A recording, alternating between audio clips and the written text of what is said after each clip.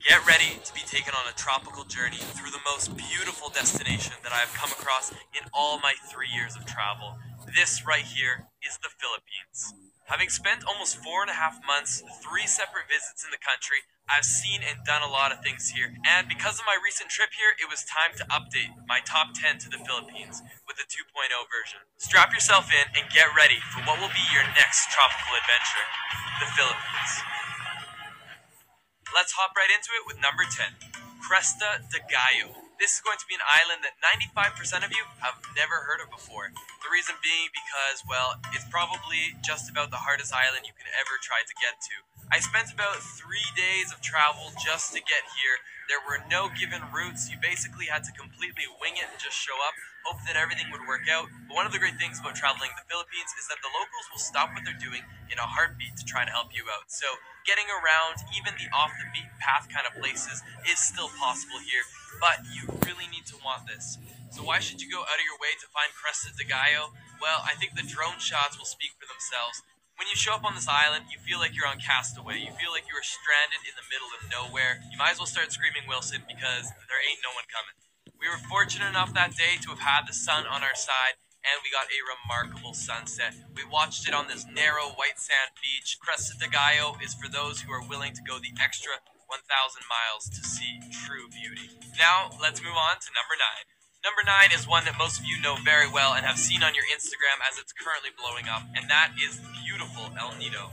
El Nido is one of the most talked about destinations in all of the Philippines, and with that being said, that's why it's not making the top 3 and not even the top 5. I'm putting it all the way at number 9 because right now El Nido is facing a very well-deserved tourism boom.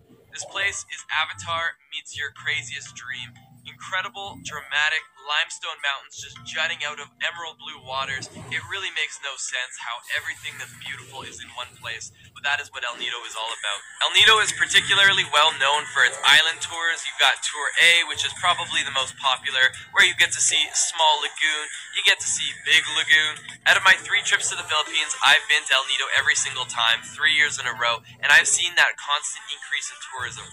If you're in a large enough group, my recommendation is to actually just rent out your own private boat.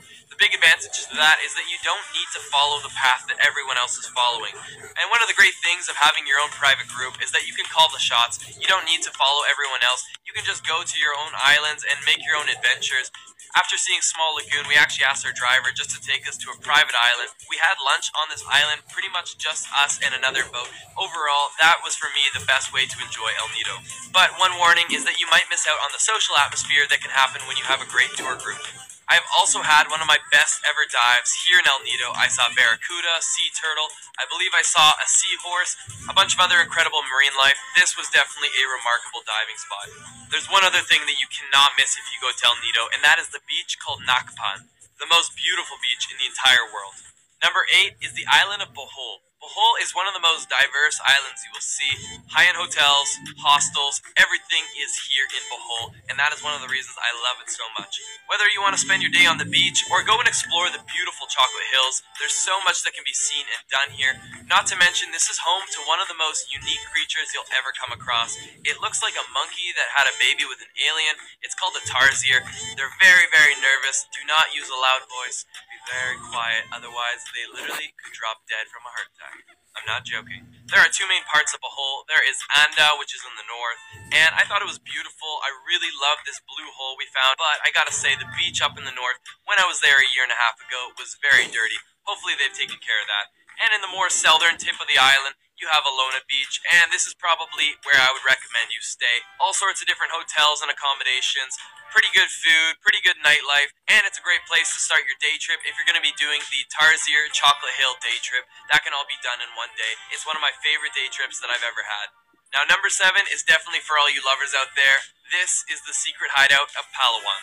Port Barton is in between El Nido and Puerto Princesa, and it's only about a 4-hour drive away from El Nido. It's definitely one of my recommended places for you if you're the kind of person that wants to relax, that wants to have a romantic retreat and do a whole lot of nothing. How I best describe Port Barton is candlelit dinners on the beach and lights out by like 9 p.m. There's a couple bars on the beach, so it's not to say everything shuts down. Unfortunately, my time there was very limited, and I did not get to do the island hopping tour, but I've heard it's one of the better better ones, so definitely try and check that out. There's also known to be a lot of sea turtles in this area, so do a bit of snorkeling and you may very well encounter yourself with one of those dudes. Finding Nemo. Alright, for number 6, I'm actually going to do a two-part because these two islands are very close by and they would definitely make an incredible trip. But let's start it off by talking a little bit about Tablas, a place that is literally so unknown that I have to say I feel a little bit proud that I even found it. Tablas is a dormant but beautiful island. It's made for you to explore. Bring your friend, get a scooter, and go explore this island because it has so much to offer. Incredible white sand beaches, beautiful sunsets, you will find it all here in the island of Tablas. And one of my major finds on this island here was this resort right here named Footprints. If you're going to Tablas, they are my #1 recommendation. Now, just a short 1-hour boat ride away from Tablas is the island of Romblon, and on Romblon is one of the most beautiful beaches I've ever seen. This is Bonbon Beach. These are the moments that live with you for the rest of your life, and it made coming all the way off the beaten path completely worth it. With that being said, it's actually not that hard to get here. Even though these two islands are definitely off the main tourist path, they are actually super easy to get to. I flew direct Manila to Tablas in like 1 hour and 10 minutes using Cebu Pacific. And Cebu Pacific is the #1 airline in the country. They were my go-to airline for my travels across the Philippines. And the awesome thing is they even fly internationally to places like Seoul, Hong Kong, Singapore, Bangkok, and even Australia. I definitely recommend taking a bit of a wild card on your next trip and trying out these two islands. Number 5 is the extremely underrated Dumaguete. And I've actually had the pleasure of going to Dumaguete on 2 separate occasions. And the great thing about Dumaguete is not necessarily Dumaguete itself, but what surrounds it. It has Apo Island, which literally means Sea Turtle Island. It has Sikihor Island, which is a remarkable voodoo witchcraft island that has slowly become more popular by tourism. It's also relatively close to one of my favorite discoveries in the entire country, known as Manjuyut Sandbar, or as I tried to coin it, the Maldives of the Philippines. And there's one particularly great day trip in Dumaguete, and that is Casaroro Falls.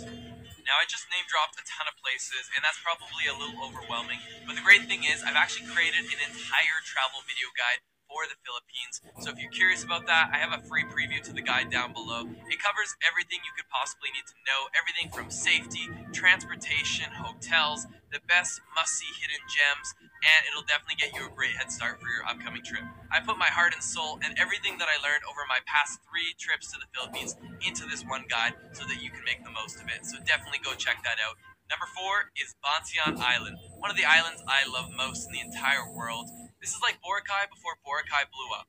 Bontang's not exactly the easiest island in the world to get to, but the slight challenges that come with getting there are 100% worth it. That seems to be a trend here. The more you put into getting there, the more you're going to enjoy it, and typically it also means the less people that will be there. And if you're like myself, it's great to have a beautiful white sand beach to just yourself and a handful of other people. For me, that's what travel is about. It's about experiencing the things that few others have seen, and Bontang is certainly one of those places. You'll definitely want to rent a motorbike because the island could probably take you as much as like 5 to 6 hours just to go around. It is definitely a full day trip just to scratch the surface of this island.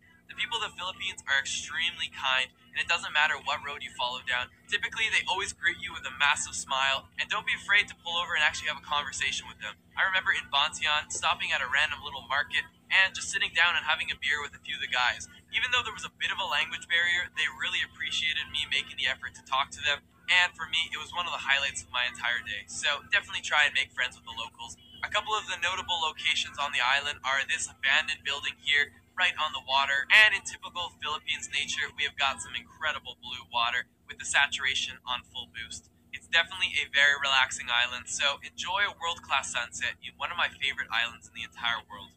Alright, we are now heading up to the podium. The bronze medal, number 3, is going to Barton. Nothing but beautiful blue water that's formed its way through the rocks. You can do some incredible cliff jumps into the canyon. The water has even eroded away at some of the rock, and it's made for some crazy water slides that go right into the refreshing waters.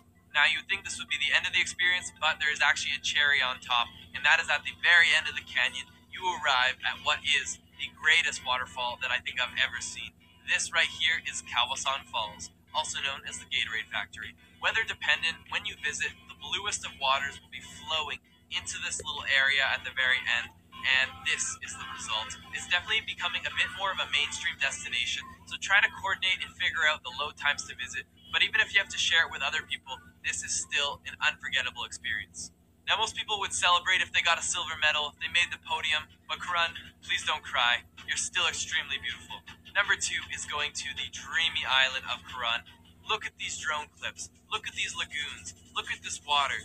It is very similar to what you saw in El Nido, but the remarkable thing about Koran is that it's not as busy as El Nido. So everything that was great about El Nido is here, but with less tourism. Only 2 of the 11 lakes on the island are accessible to the public. Not even the locals can swim in those other 9 sacred lakes. There's a lot of history here, and there's even said to be a giant octopus that swims in these waters, so always be looking behind you when you're in the lagoons.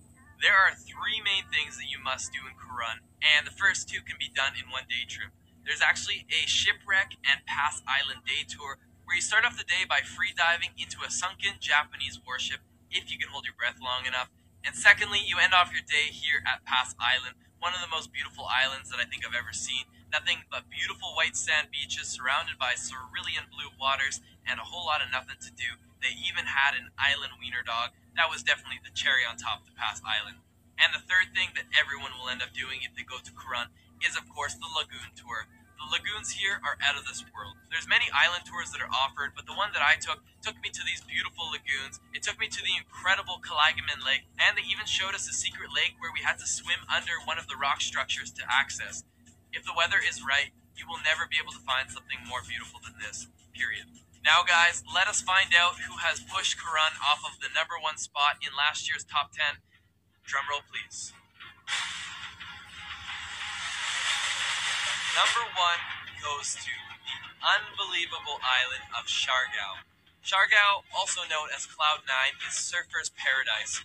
Right off of the ocean, you're getting incredible waves crashing in on the shore. This is actually where I had my first ever real successful surfing day, and for me, it was a very rewarding experience. My nipples were a little chafed, but we're not going to get into that, and luckily, the surfing is just scratching the surface. There is so much that you can do here in Sharkaw. There's some great hostels, some amazing hotels, and they even have 6-star resorts like Dedan Island Resort. This is a truly world-class luxury experience. There's the emerald green Sukba Lagoon, the incredible rock pools of Magopunko. Probably didn't say that right, but we're going to move on. And the awesome thing is, Sharkaw is just one island that's surrounded by other beautiful islands. There's Naked Island, which, by the way, it's probably frowned upon to be naked there. There's Guyam Island, and several others that will all be fit into your island hopping tour, so that's for you to explore and find out. And it's actually becoming a lot easier to get here. You can actually fly direct now from Manila using Cebu Pacific, and